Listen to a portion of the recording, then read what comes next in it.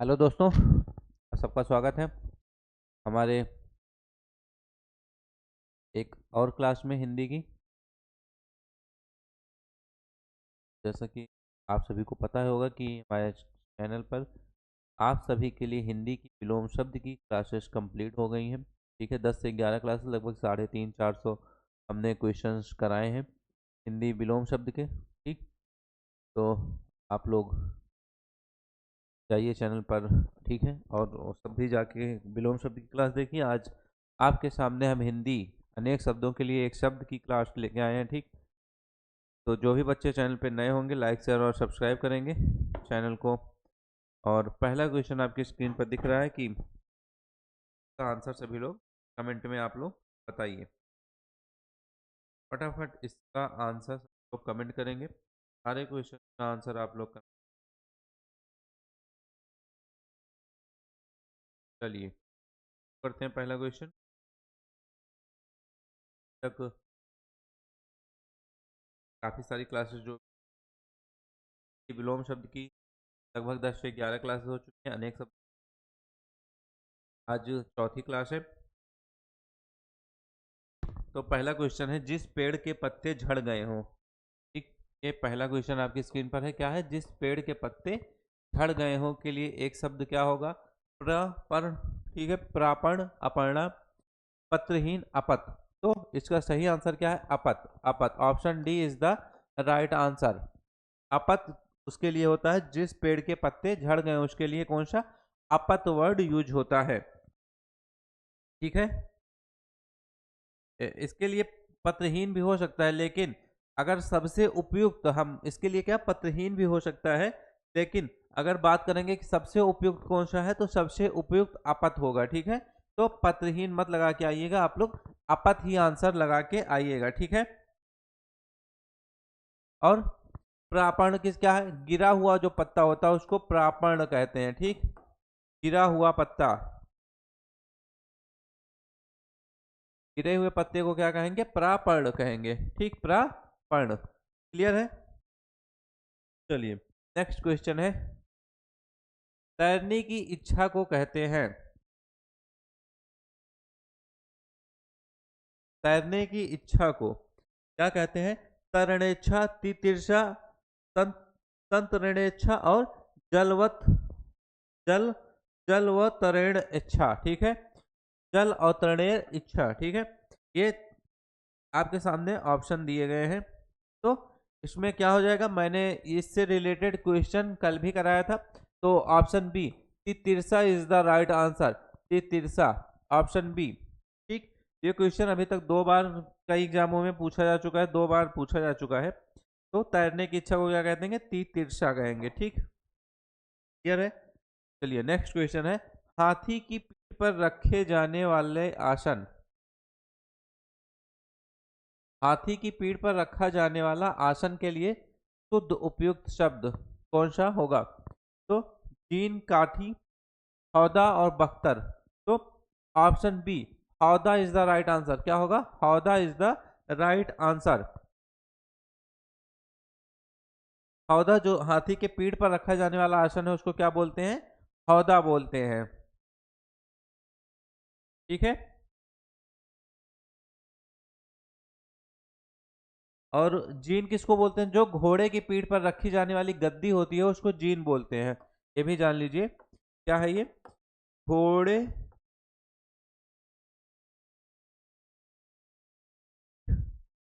घोड़े की पर रख घोड़े के पीठ पर रखी जाने वाली गद्दी, घोड़े के पीठ पर रखी जाने वाली गद्दी को क्या बोलेंगे? ये जीन बोलते हैं। ठीक है, काठी क्या होती है? काठी जो लकड़ी का होता है। ठीक है, काठी कैसा होता है?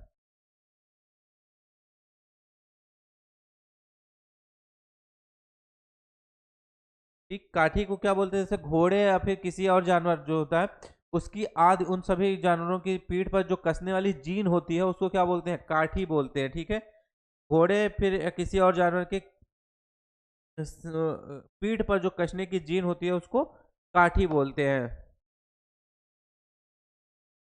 बख्तर, बख्तर क्या होता है, लोहे का जो युद्ध के समय जो कवच पहना जाता था, लोहे का जो बना होता था उसको बख्तर बोलते थे। ठीक है, तो लोहे के जाल का बना हुआ जो कवच होता है उसको बख्तर बोलेंगे। लोहे के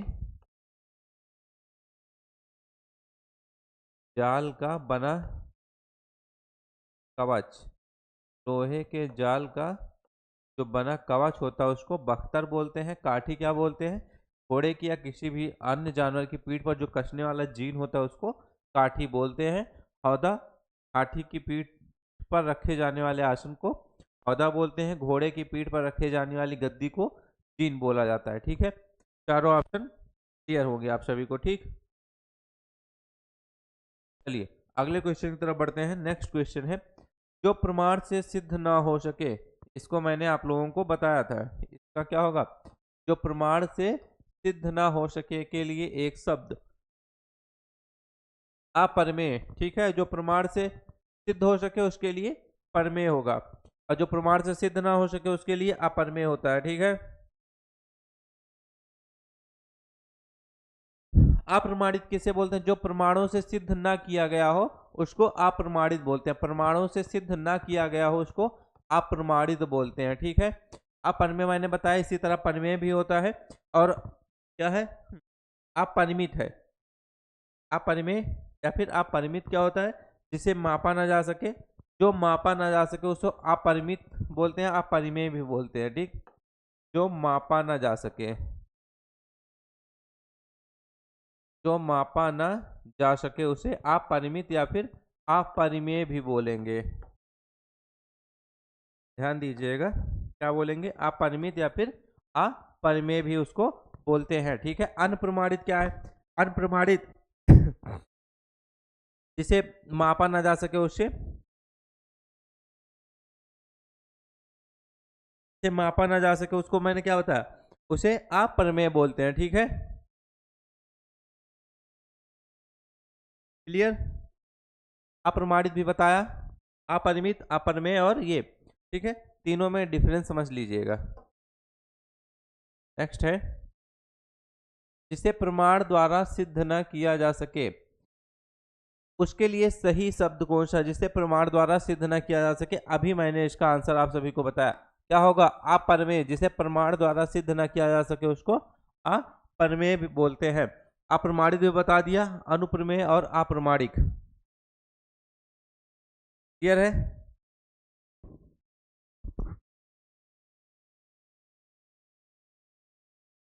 आइए नेक्स्ट क्वेश्चन देखते हैं क्या है।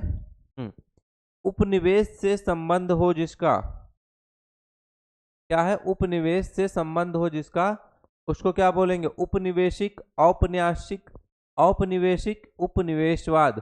तो जिसका उपनिवेश से संबंध हो जिसका क्या बोलते हैं, उसको औपनिवेशिक बोलते हैं। ध्यान दीजिएगा, उपनिवेशिक, औपन्यासिक और उपनिवेशवाद नहीं होगा, बल्कि क्या होगा, औपनिवेशिक। ऑप्शन बी, औपनिवेशिक इज द राइट आंसर। ठीक, उसको क्या बोलेंगे, औपनिवेशिक बोलेंगे। और औपन्यासिक क्या होता है, जिसका उपन्यास से संबंध हो उसको औपन्यासिक बोलेंगे। क्या है ये, जिसका उपन्यास से संबंध हो, किससे, जिसका किससे संबंध हो, उपन्यास से संबंध हो, किससे संबंध है, जिसका उपन्यास से संबंध हो उसको औपन्यासिक बोलते हैं।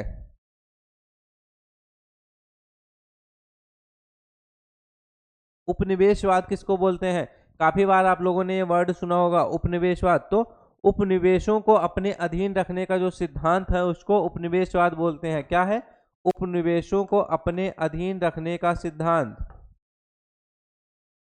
उपनिवेशों को अपने अधीन, उपनिवेशों को अपने अधीन रखने का सिद्धांत क्या कहलाता है, उपनिवेशवाद कहलाता है। ध्यान दीजिएगा इसको भी। क्लियर है,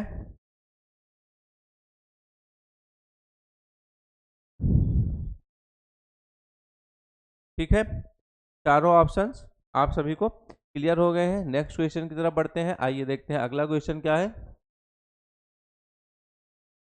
नेक्स्ट क्वेश्चन है, जो सूर्य ना देख सके ऐसी स्त्री। ये क्वेश्चन मैंने आप लोगों को बताया था कि ऐसी स्त्री जो सूर्य ना देख सके, मतलब किस कारण? पर्दे में रहने के कारण जो स्त्री सूर्य को ना देख सके उसको क्या बोलते हैं?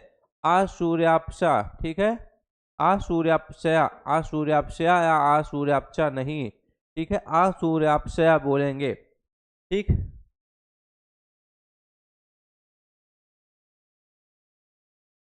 क्या बोलेंगे? असूर्यापशया। ऑप्शन सी है, बी नहीं, सूर्यापशा नहीं होगा, बल्कि क्या होगा? असूर्यापशया होगा। ठीक है, पर्दे में रहने के कारण जो स्त्री सूर्य ना देख सके तो उसको असूर्यापशा बोलेंगे। ठीक,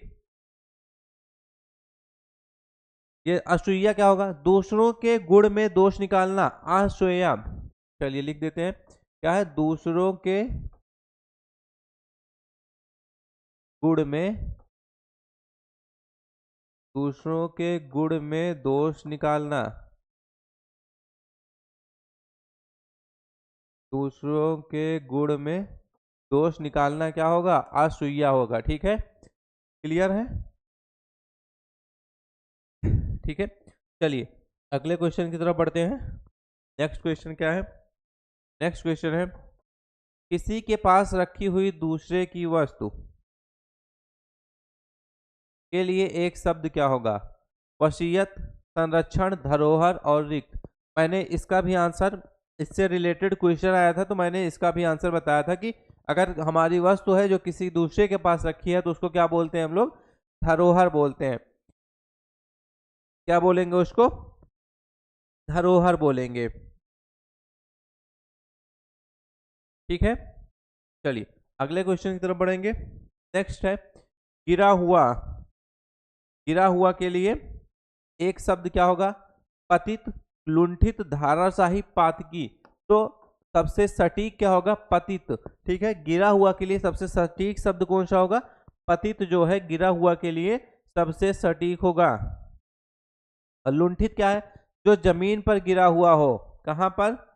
जो जमीन पर गिरा हुआ हो या लटका हुआ हो। ठीक, जो जमीन पर गिरा हुआ हो, जो जमीन पर गिरा हुआ हो उसको क्या बोलते हैं? जो जमीन पर गिरा हो, जो जमीन पर गिरा उसको क्या बोलेंगे? लुंठित बोलेंगे या फिर लुढ़का हुआ हो। ठीक, जमीन पर गिरा, जो जमीन पर गिरा उसको क्या बोलेंगे? लुंठित या लुढ़का हुआ हो।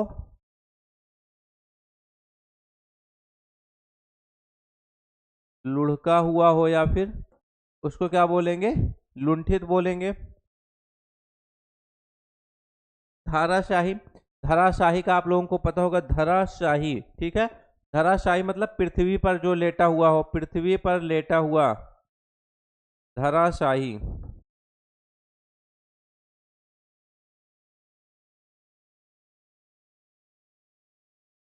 कहते नहीं थे कि लड़ाई में वो क्या हो गया?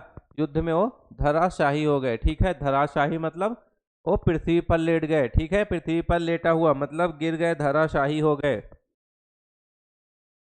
क्लियर? आइए नेक्स्ट क्वेश्चन की तरफ बढ़ते हैं। मेरे ख्याल से सभी में क्वेश्चन में कोई कंफ्यूजन नहीं होगी, क्लियर होगा आप सभी को। आइए अगला क्वेश्चन है, निम्नलिखित वाक्य खंडों में से एक के लिए प्रयुक्त होने वाला शब्द क्या है? स्वयं सेवक के लिए प्रयुक्त होने वाला शब्द क्या होगा? सबकी सेवा करने वाला, ध्यान दीजिए, सबकी सेवा करने वाला। दूसरा, स्वयं की सेवा करने वाला। तीसरा, अपनी इच्छा से दूसरों की सेवा करने वाला। तीसरा, बिना वेतन के काम करने वाला सेवक। तो क्या होगा? डी। ठीक है, ऑप्शन, तीन ऑप्शन दिए गए हैं आपके साथ, सॉरी चार ऑप्शन दिए गए हैं, चारों ऑप्शन में से क्या हो जाएगा? ऑप्शन सी, अपनी इच्छा से दूसरों की सेवा करने वाला। क्या होगा? स्वयं सेवक। अपनी इच्छा से जो दूसरों की सेवा करता है उसको क्या बोलेंगे? स्वयं सेवक बोलते हैं। और बिना वेतन के काम करने वाला सेवक कैसा होता है? अवैतनिक होगा। इसको क्या बोलेंगे? अवैतनिक। बिना वेतन के काम करने वाले को क्या बोलेंगे? अवैतनिक। क्लियर? चलिए नेक्स्ट क्वेश्चन देखते हैं क्या है। नेक्स्ट क्वेश्चन है अपना उद्देश्य पूर्ण होने पर संतुष्ट। अपना उद्देश्य पूर्ण होने पर संतुष्ट ऐसे व्यक्ति के लिए एक शब्द। चिर प्रसन्न, आभारी, कृतज्ञ, कृतार्थ। ध्यान दीजिएगा, चार ऑप्शन है, चारों ऑप्शन में से एक ऑप्शन जो सबसे सटीक होता है उसी को हम लोगों को बताना। तो अपना उद्देश्य पूर्ण होने पर संतुष्ट क्या होगा? कृतार्थ। क्या होगा? कृतार्थ is the right answer, option D.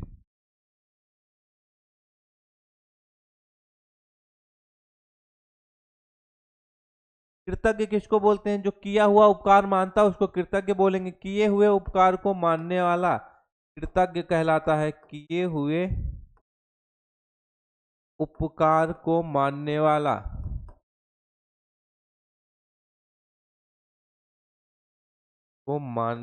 कृतज्ञ।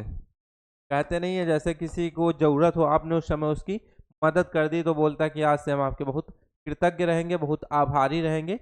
वही चीज है यहाँ पर कि कृतज्ञ होना, ठीक है, आभार मानने वाला। जैसे एक और है आभारी। आभार मानने वाला इसको क्या बोलेंगे? आभारी।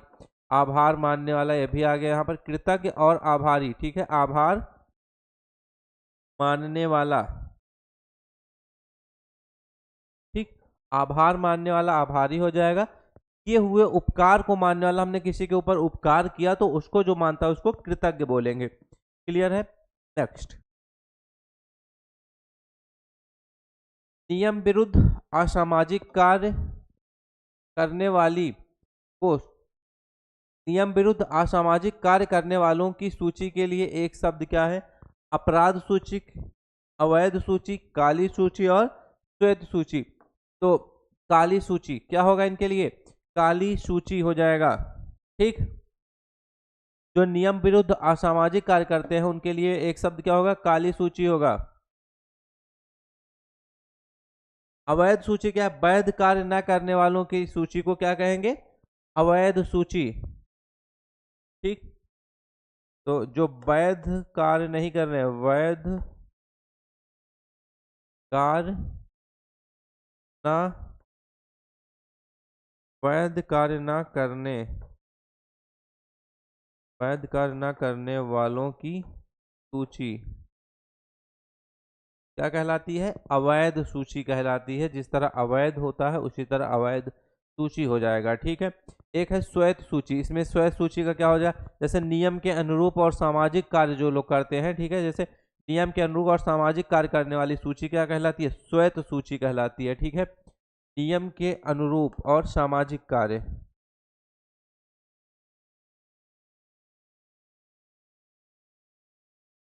नियम के अनुरूप और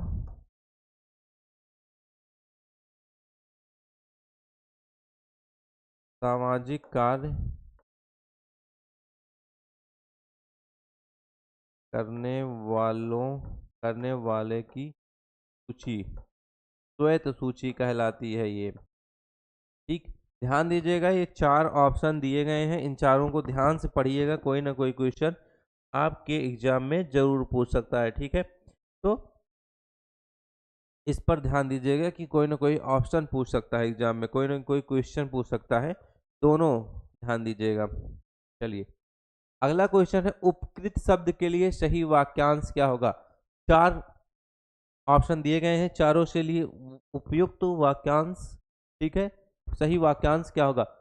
उपकृत, जिससे उपकार हुआ हो, जिसने उपकार किया हो, जो उपकार न मानता हो, जिस पर उपकार किया गया हो। उपकृत, ठीक है।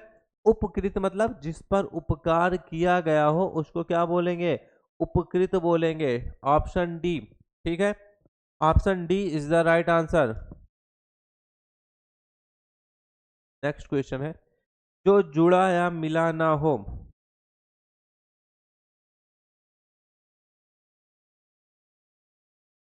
जुड़ा या मिला ना हो उसको क्या बोलेंगे? असन्हत। चंपू संभूत अनुभूत नहीं बोलेंगे, क्या बोलेंगे? 2022 मेंस का क्वेश्चन है, ध्यान दीजिएगा। उसको क्या बोलेंगे? असन्हत बोलेंगे, ठीक है, असन्हत। जो जुड़ा या मिला ना हो उसको असन्हत बोलेंगे।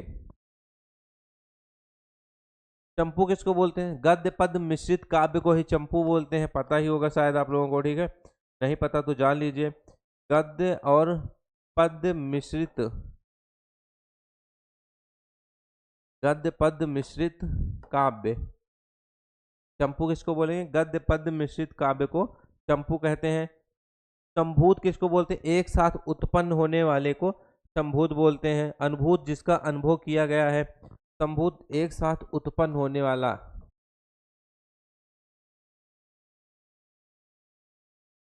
एक साथ उत्पन्न होने वाला क्या कहलाता है? संभूत कहलाता है। अनुभूत क्या है? जिसका क्या जिसका अनुभव किया गया हो उसको अनुभूत बोलते हैं। अभी मैंने क्या बताया? जिसका अनुभव किया गया हो। क्या होगा? जिसका अनुभव, ठीक है, सॉरी, जिसका अनुभव किया गया हो,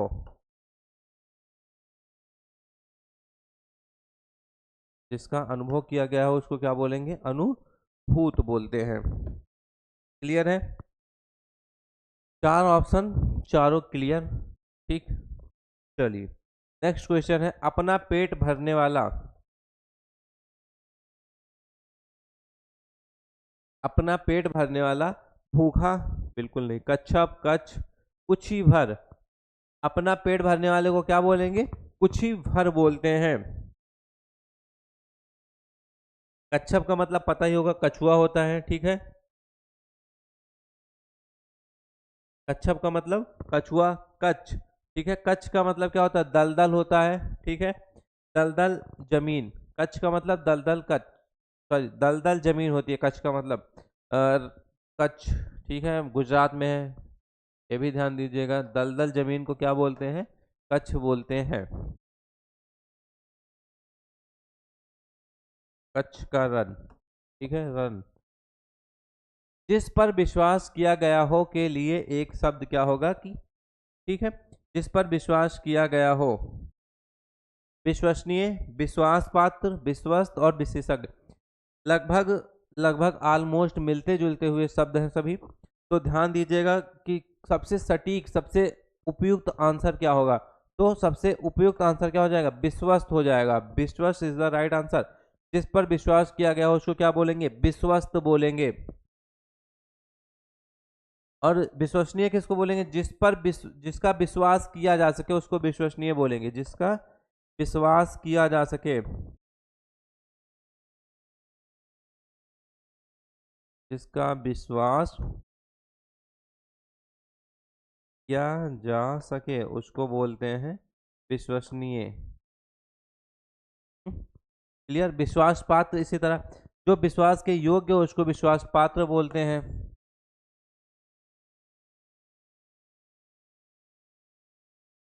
जो विश्वास के योग्य हो, जो विश्वास के योग्य हो उसको क्या बोलेंगे? विश्वास पात्र बोलेंगे। विशेषज्ञ, जो किसी विशेष विषय को जानता हो उसको विशेषज्ञ बोलते हैं। जो हम्म, जो किसी विशेष विषय को जानता हो, विशेष विषय, जो किसी विशेष विषय को जानता हो उसको क्या बोलते हैं? विशेषज्ञ बोलेंगे। क्लियर है? चार ऑप्शन, चारों आपको क्लियर हो गए होंगे, ठीक। चलिए नेक्स्ट क्वेश्चन की तरफ बढ़ा जाए। अगला क्वेश्चन है, जो जायर सॉरी जो दायर मुकदमे का प्रतिवाद या बचाव करें, ठीक है, ये चीज देखिएगा। अभियुक्त, अभियुक्त नहीं होगा, वादी, प्रतिवादी और शीघ्रगामी, ठीक है। चार ऑप्शन, ठीक है, चार ऑप्शन दिए गए हैं, चारों के अलग अलग मतलब हैं। और सबसे सटीक आंसर क्या होगा? जो दायर मुकदमे की प्रतिवाद या बचाव करे। प्रतिवाद है तो प्रतिवाद से ध्यान दीजिएगा, प्रतिवादी होगा। प्रतिवाद या बचाव करना ही क्या कहलाता है? प्रतिवादी कहलाता है। क्लियर है? चलिए नेक्स्ट क्वेश्चन है, शत्रुओं का हनन करने वाला।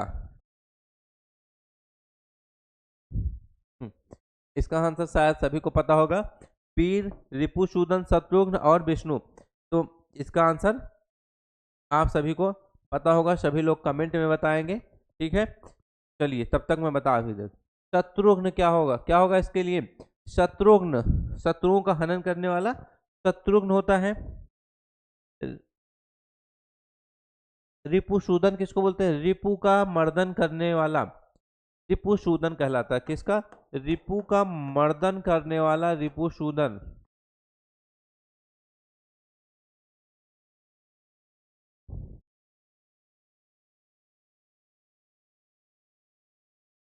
क्लियर है? चलिए अगले क्वेश्चन की तरफ बढ़ते हैं।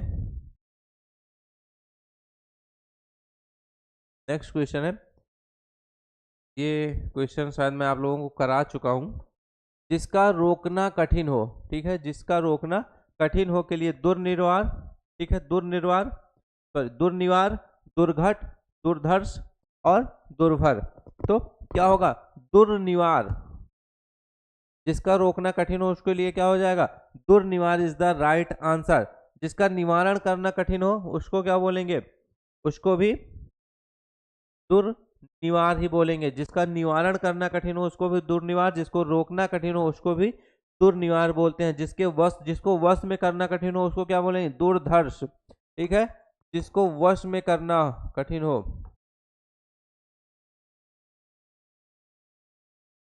वश में करना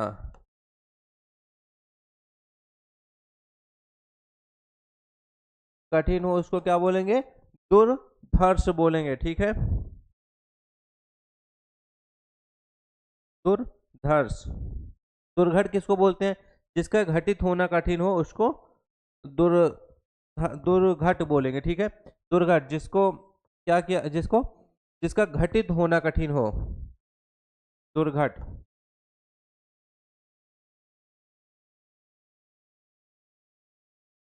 जिसका घटित होना क्या हो? कठिन हो। जिसका घटित होना कठिन हो उसको दुर्घट बोलते हैं। जिसे धारण करना कठिन हो उसको दुर्भर बोलेंगे। जिसका धारण करना कठिन हो, दुर्भर। धारण करना कठिन हो, जिसको धारण करना कठिन हो उसको दुर्भर बोलेंगे। तीनों ऑप्शन क्लियर हैं, ठीक है। चलिए चारों ऑप्शन आप सभी को क्लियर है। नेक्स्ट क्वेश्चन की तरफ बढ़ते हैं। नेक्स्ट क्वेश्चन है, तैर कर पार कर जाने की इच्छा। ये क्वेश्चन भी मैं आप सभी को करवा चुका हूँ। तैर कर पार जाने कर तैर कर पार कर जाने की इच्छा, तितिर्षा, तितिर्षु, तितिच्छा और त्वरक, ठीक है। तो ध्यान दीजिएगा, तितिर्षा और तितिर्षु में कंफ्यूज मत होइएगा। तितिर्षा और तितिर्षु में कंफ्यूज मत होइएगा, बल्कि ऑप्शन ए तितिर्षा इज द राइट आंसर। क्या होगा? तितिर्षा। तैर कर पार कर जाने की इच्छा क्या कहलाता है? तितिर्षा, ठीक। तितिर्षु किसे बोलेंगे? तैरने या जो मोक्ष पाने के इच्छुक होते हैं उसको तितिर्षु बोलेंगे। मोक्ष पाने के इच्छुक, ठीक। मोक्ष पाने के इच्छुक जो है उसको तितिर्षु बोलेंगे, ठीक है। तो मोक्ष पाने के इच्छुक, इस समय ये काफी चर्चा में है मोक्ष, ठीक है। तो आप लोग भी ध्यान दीजिएगा। सर्दी और अगला क्या है? तितिक्षा और त्वरक, ठीक है। त्वरक किसको बोलते हैं? रफ्तार तेज करने का जो उपकरण होता है उसको त्वरण बोलते हैं, त्वरक बोलते हैं। रफ्तार तेज करने का उपकरण,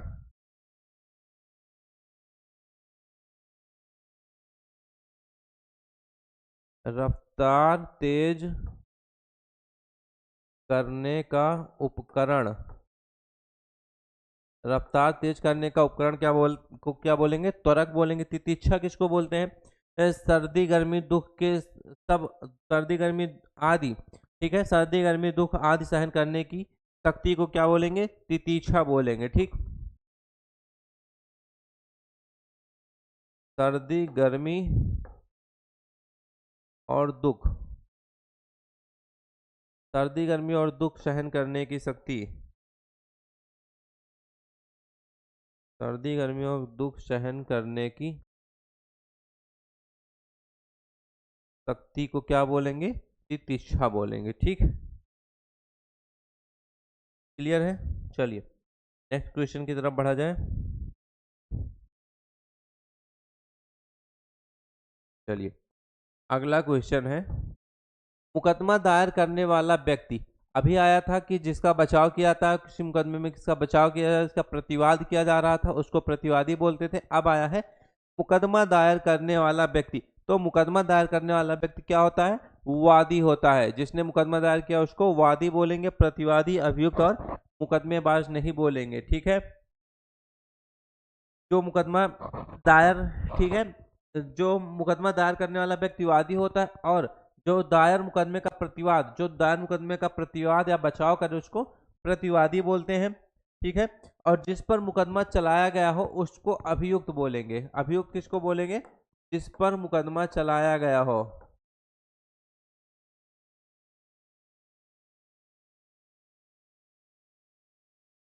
पर मुकदमा चलाया गया हो, पर मुकदमा चलाया गया हो उसको क्या बोलेंगे? अभियुक्त बोलते हैं। क्लियर है? चलिए नेक्स्ट क्वेश्चन है, युद्ध की प्रबल इच्छा हो जिसमें, युद्ध की प्रबल इच्छा हो जिसमें उसको क्या बोलेंगे? झगड़ालू, योद्धा, युयुत्सु, विद्रोही। तो युद्ध की प्रबल इच्छा जिसमें होती है उसको क्या बोलेंगे? युयुत्सु बोलते हैं। क्या बोलते हैं?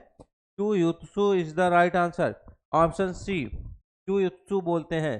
ठीक, युद्ध करने वाले को योद्धा बोलते हैं। योद्धा किसको बोलते हैं? जो युद्ध करता है उसको बोलते हैं युद्ध करने वाला। योद्धा किसको, वो योद्धा कौन कहलाता है? जो युद्ध करने वाला होता है उसको योद्धा बोलते हैं। विद्रोही इसी तरह, विद्रोह करने वाला विद्रोही हो जाएगा, युद्ध करने वाला योद्धा। तो विद्रोह करने वाला विद्रोही,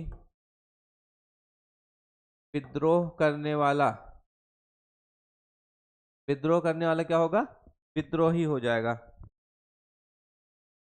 क्लियर? चलिए नेक्स्ट क्वेश्चन की तरफ बढ़ते हैं। अगला क्वेश्चन है मरने की इच्छा।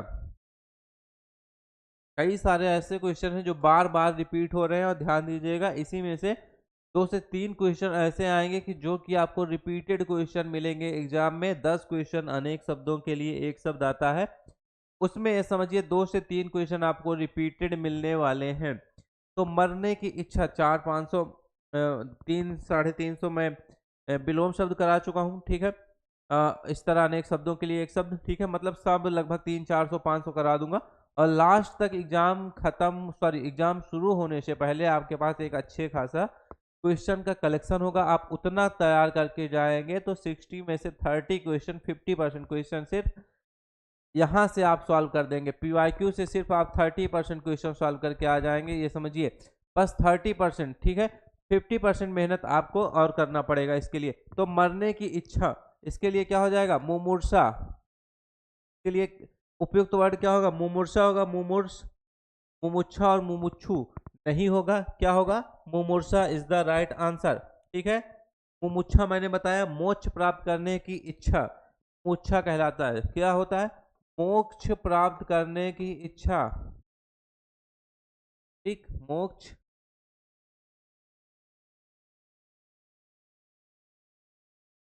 मोक्ष प्राप्त करने की इच्छा जो है क्या कहलाता है? मुमुक्षा कहलाता है। मुमूर्षा और मुमुक्षा में ध्यान दीजिएगा, दोनों में डिफरेंस है। मुमूर्षु किसको बोलते हैं? जो मरना चाहता है उसको मुमूर्षु बोलते हैं, ये। ठीक है, जो मरना चाहता है,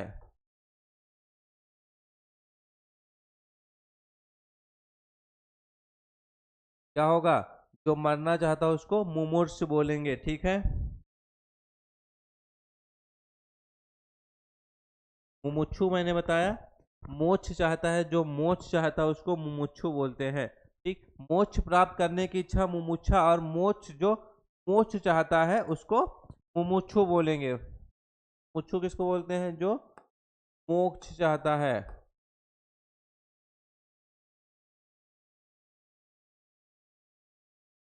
जो मोक्ष चाहता हो उसको मुमुक्षु बोलते हैं। क्लियर है? चलिए अगले क्वेश्चन की तरफ बढ़ते हैं। नेक्स्ट क्वेश्चन है, जिसमें युद्ध करने की इच्छा हो उसको क्या बोलते हैं? युद्ध करने की इच्छा हो उसको योद्धा बोलते हैं। मैंने अभी बताया था, क्वेश्चन अलग था लेकिन मैंने इसका आंसर आप सभी को बताया था, सॉरी युयुत्सु बोलते हैं। योद्धा तो जो युद्ध करने वाला होता है उसको योद्धा बोलते हैं, योद्धा नहीं, युयुत्सु। ऑप्शन सी नीचे वाला, ठीक है। जिसमें युद्ध करने की इच्छा हो उसको युयुत्सु बोलते हैं, ठीक है। क्या बोलेंगे? युयुत्सु। क्लियर है? चलिए नेक्स्ट क्वेश्चन की तरफ बढ़ते हैं। नेक्स्ट क्वेश्चन है जिसे दूर करना कठिन हो, इसको भी मैंने बताया, जिसको दूर करना कठिन हो या फिर जिसका निवारण करना कठिन हो, दोनों का वर्ड एक ही होगा, सेम होगा। क्या होगा? दुर्निवार होगा उसका। क्या होगा? दुर्निवार होगा। इसी तरह क्या है? दुर्वग्रह है। दुर्वग्रह मतलब जिसे नियंत्रित करना कठिन हो उसको दुर्वग्रह बोलेंगे, जिसे नियंत्रित करना कठिन हो।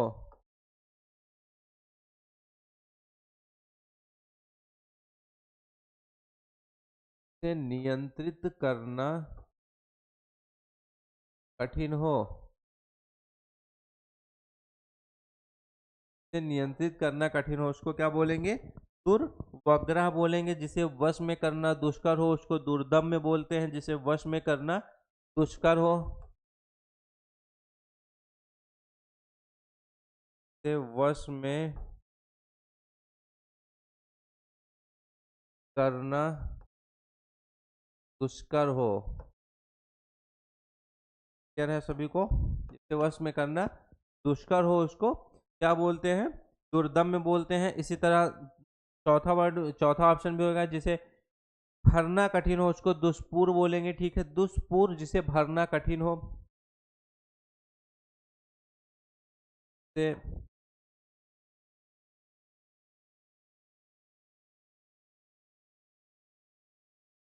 भरना कठिन हो उसको दुष्पूर बोलेंगे, ठीक है। एक क्वेश्चन, ठीक है, चार ऑप्शन, ठीक।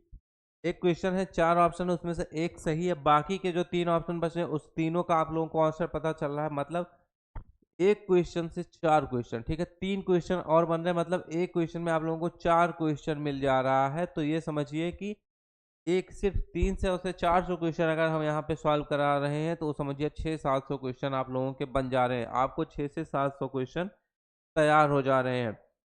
तो 50% क्वेश्चन यहाँ से आने के चांसेस 100% है, ठीक है। 50% क्वेश्चन आने के चांसेस 100% है। क्लियर है? चलिए अगला है, जो रूढ़ियों में विश्वास करता हो। परंपरावादी, रूढ़िबद्ध, रूढ़िवादी, रूढ़वादिता।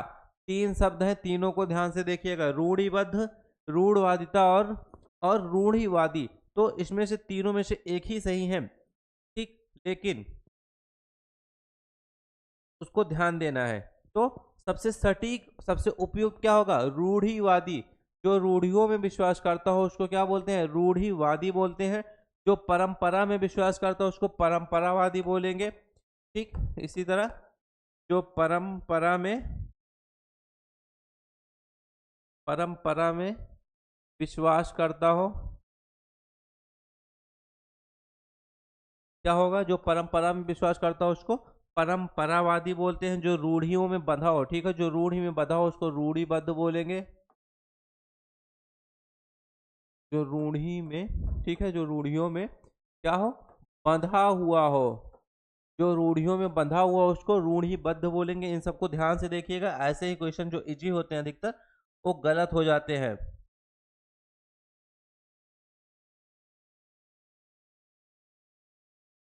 इसी तरह क्या है? रूढ़वादिता। रूढ़वादिता किसको बोलते हैं? जो परंपरागत बातों को जो है मानते चल रहे हैं, ठीक है।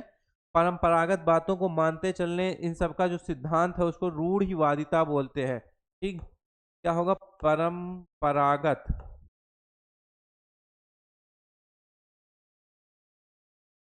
परंपरागत बातों को मानते चलना,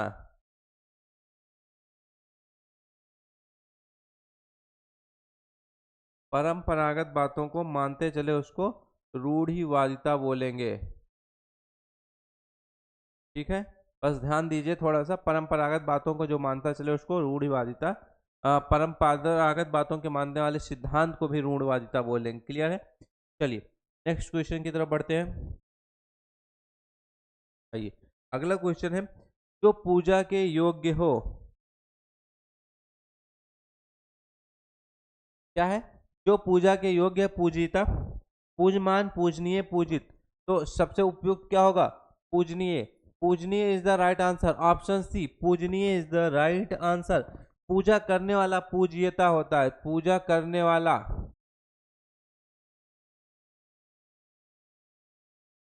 पूजा करने वाला क्या होता है, पूज्यता होता है। पूजमान, पूजमान पूजित होने वाला, पूजमान होता है, ठीक। पूजमान पूजित होने वाला,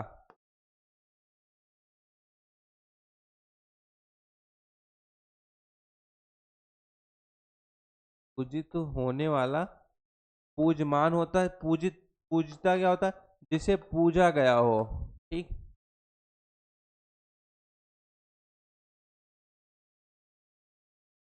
जिसे पूजा गया हो उसको क्या बोलेंगे, पूजित बोलेंगे, ठीक है। क्लियर है चारों ऑप्शन। चलिए नेक्स्ट क्वेश्चन की तरफ बढ़ा जाए। मेरे ख्याल से चारों ऑप्शन आप सभी को क्लियर है, किसी में कोई कंफ्यूजन नहीं होगी, ठीक। आइए अगला क्वेश्चन है, जो देश से प्रेम करता हो। अगला क्वेश्चन, जो देश से प्रेम करता हो, देशभक्त, देश रक्षक, देशवासी और देश सेवा, चार ऑप्शन है। करेक्ट सबसे उपयुक्त शब्द है देशभक्त। जो देश से प्रेम करता हो उसको क्या बोलेंगे, देशभक्त बोलेंगे, ठीक है। देश की रक्षा करने वाला देश रक्षक होता है। देश की रक्षा करने वाला, देश की रक्षा करने वाला देश रक्षक, देश की सेवा करने वाला देश सेवक होगा, ठीक है। और देश में रहने वाला देशवासी। सारा पता होगा लेकिन जानते रहिए आप लोग, गलत मत हो कीजिएगा, ठीक है। देश में रहने वाला, देश में रहने वाला देशवासी, देश की सेवा करने वाला देश सेवक, देश सेवा, जो देश, देश की सेवा देश सेवा कहलाती है, ठीक। आइए अगला है, 100 में 100, 100 में 100 प्रतिशत, शत प्रतिशत, शत और शताब्दी। तो 100 में 100 मतलब 100%, 100%, 100%, ठीक। शत का मतलब क्या होता है, 100 होता है, और शताब्दी मतलब 100 वर्षों का समूह। शत का मतलब क्या होगा, यहाँ पर शत का मतलब 100 है, शताब्दी मतलब 100 वर्षों का समूह, 100 वर्षों का जो समूह है उसको शताब्दी बोलेंगे, ठीक है। क्लियर। चलिए अगले क्वेश्चन की तरफ बढ़ते हैं। नेक्स्ट क्वेश्चन है, जो बात वर्णन से परे हो। कैसा हो, जो बात वर्णन से परे, वर्णन से परे हो, जिसका वर्णन न किया जा सके, ठीक है। वर्णन न किया जा सके, नहीं सॉरी, वर्णन से परे होगा तो वर्णन आतीत, क्या होगा, वर्णन आतीत होगा। और वर्णनीय क्या है, जिसे वाणी द्वारा व्यक्त किया जा सके उसे वर्णनीय कहते हैं। क्या होगा, जिसे वाणी द्वारा व्यक्त किया जा सके, जिसे वाणी द्वारा व्यक्त किया जा सके, वाणी द्वारा व्यक्त किया जा सके उसको क्या बोलेंगे, वर्णनीय बोलेंगे, ठीक है। और जिसे वाणी द्वारा व्यक्त ना किया जा सके उसको अवर्णनीय बोलेंगे, ठीक। जिसे वाणी द्वारा व्यक्त ना किया जा सके उसको अवर्णनीय बोलेंगे। जिसका वर्णन किया गया हो उसको वर्णित बोलते हैं, जिसका वर्णन किया गया हो, जिसका वर्णन किया गया हो उसे वर्णित बोलेंगे। बेहतरीन, बहुत ही बेहतरीन बेहतरीन क्वेश्चन आपके सामने हम लोग हम लेके आ रहे हैं, ठीक है। बेहतरीन क्वेश्चन है बिल्कुल। में से समझिए कि 50%, जैसा कि मैंने आपको बताया कि 10 में से 30%, 2 से 3 क्वेश्चन फिक्स मान के चलिए कि आना ही है आपका। आकाश को चूमने वाला, आकाश को चूमने वाला के लिए एक शब्द क्या होगा, आकाश को चूमने वाला आकाश चुंबी, ऊंचाई गगन चुंबी और आकाशदीप, गगन को चूमने वाला गगन चुंबी होगा, ठीक। जानते रहिए गगन को चूमने वाला गगन चुंबी होता है। जहाजों को, जैसे क्या है, जहाजों को रात में मार्ग दिखाने वाला प्रकाश स्तंभ होता है, उसको क्या बोलते हैं? आकाश दीप बोलते हैं। ठीक, क्या बोलेंगे उसको? आकाश दीप। क्लियर है? जहाजों को रात में प्रकाश दिखाने वाला जो स्तंभ होता है उसको आकाश दीप बोलेंगे। ठीक, आकाश चुंबी आकाश को, गगन चुंबी गगन को चूमने वाला। ठीक है, ऊंचाई हाइट। ठीक है, चलिए अगला है क्षण भर में नष्ट हो जाने वाला। क्षणातुर, क्षणभंगुर, क्षुधातुर और क्षणोद। तो क्षण भर में नष्ट होने वाला क्या कहलाता है? जो सिर्फ क्षण भर के लिए है उसको बोलते हैं क्षणभंगुर। क्या बोलेंगे? क्षणभंगुर। निरस्त जो हुई थी 2017 की मेंस की एग्जाम, उसमें पूछा गया है ये। ठीक है, क्षणभंगुर, क्षण भर में नष्ट होने वाला क्षणभंगुर कहलाता है। जो क्षण भर के लिए आतुर हो उसको क्षणातुर बोलते हैं। ठीक है, क्षण भर के लिए आतुर हो,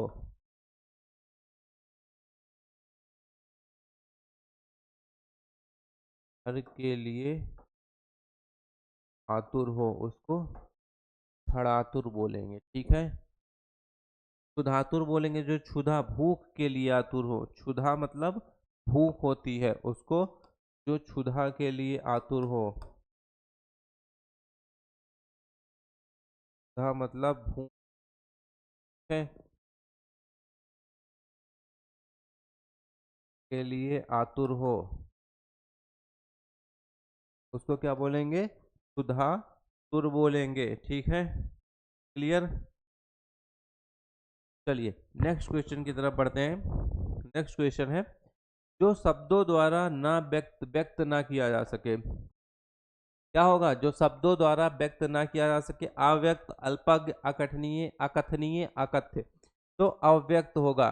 क्या होगा? जो शब्दों द्वारा व्यक्त ना किया जा सके उसको क्या बोलेंगे? अव्यक्त बोलते हैं। ठीक, अकथनीय किसको बोलेंगे? जो वाणी या वचन द्वारा ना कहा जा सके उसको अकथनीय बोलते हैं। क्या होगा? जो वाणी या वचन द्वारा, या वचन द्वारा ना कहा जा सके, या वचन द्वारा ना कहा जा सके उसको अकथनीय बोलते हैं। ठीक है, क्लियर है? जो कम जानता हो उसको अल्पज्ञ बोलते हैं, और जो कहा न जा सके उसको अकथ्य बोलते हैं। अल्पज्ञ किसको बोलते हैं? जो कम जानता हो, जो कम जानता हो उसको अल्पज्ञ। अकथ्य जो कहा न जा सके उसको अकथ्य बोलेंगे। ठीक, जो कहा न जा सके उसको अकथ्य बोलेंगे। क्लियर है सभी को सारे क्वेश्चन? किसी क्वेश्चन में कोई कंफ्यूजन तो नहीं है? चलिए,